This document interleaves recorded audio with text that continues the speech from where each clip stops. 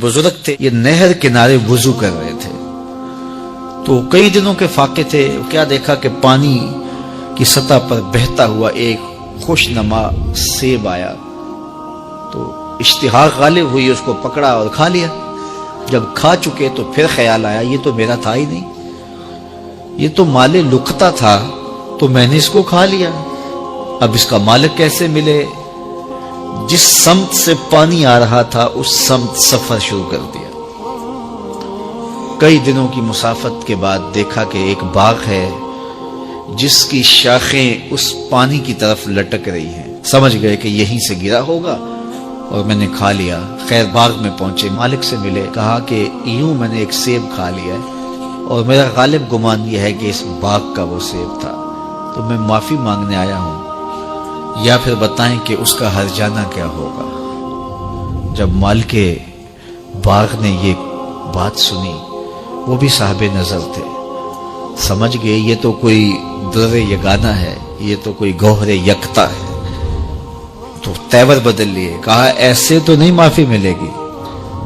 کہا حضرت کیسے ملے گی؟ کہا 12 سال تک میرے باغ کی گوڈی کرنا پڑے گی۔ اللہ اکبر، اور ایک شرط اس کے علاوہ ہوگی۔ کہا ٹھیک ہے، میری غلطی تو معاف ہو جائے گی نا۔ 12 سال تک باغ کی گوڈی کرتے رہے۔ ایک دن فرمانے لگے وہ صاحب باغ جو تھے کہ سیب توڑ کے لاؤ، مہمان آئے ہیں۔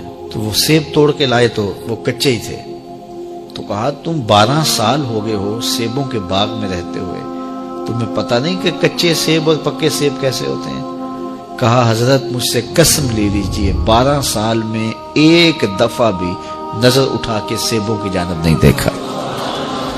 ایک سیب کھایا تھا، میں تو اس کی سزا بھگت رہا ہوں، میں تو گوڈی کرتا ہوں، اوپر کبھی نظر بھی میں نے نہیں اٹھائی۔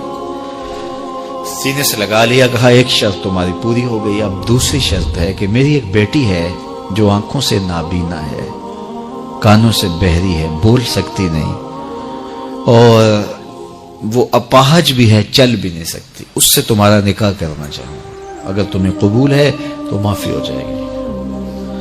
کہا ٹھیک ہے جی قبول ہے، میرا گناہ معاف ہو جائے، میں زندگی کاٹ لوں گا، کوئی بات نہیں ہے۔ خیر نکاح ہو گیا۔ کہا کہ یہ کمرہ ہے، یہاں آپ کی زوجہ آپ کی منتظر ہے۔ جب وہاں گئے تو ایک خوبرو دوشیزہ منتظر تھی، تو فوراً پلٹے کہ میں غلطی سے کسی اور کمرے میں آ گیا ہوں۔ پلٹتے ہوئے دروازے کی چوگاٹ سے سر پھٹ گیا، خون بہنے لگا۔ جب باہر آئے تو صحن میں پہنچے تو وہ بزرگ وہاں تھے۔ کہا کیا ہوا؟ کہ حضرت ایک غلطی کی سزا اتنی کاٹی، اب کہیں دوسری غلطی نہ ہو جائے، وہ تو کوئی اور ہے خاتون۔ کہا وہی تمہاری زوجہ ہے۔ تو میں بتاؤں کہ وہ بہری کیوں ہے؟ آج تک اس نے غیر محرم کی آواز نہیں سنی۔ تو میں بتاؤں کہ وہ بول کیوں نہیں سکتی؟ آج تک اس نے غیر محرم سے کلام نہیں کیا۔ اندھی اس طرح ہے، آج تک اس نے غیر محرم کو نہیں دیکھا، اور اپاہج اس طرح ہے، چل کے کبھی گھر کی دہلیز سے گئی نہیں ہے۔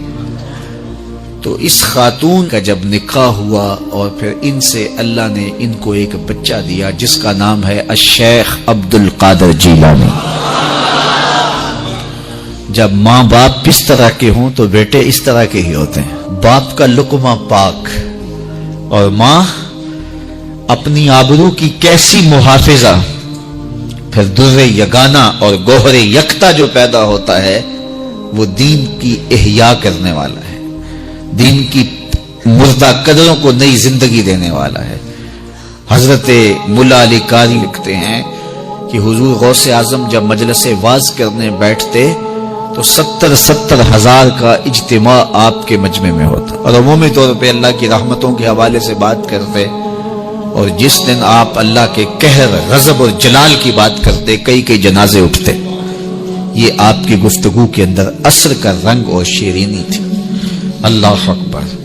تو باپ دیکھیے کہ رزق کے معاملے میں کتنا محتاط ہے، اور ماں دیکھیے اپنی عصمت کی کتنی حفاظت کرنے والی ہے۔ مائیں بچوں کی تربیت کرتی ہیں، ماؤں کے ذریعے سے پاکیزہ صفت بچے جنم لیتے ہیں، تو لہٰذا ماؤں کو اچھی تربیت کا حامل ہونا چاہیے تاکہ وہ آگے اچھی تربیت خود کر سکے۔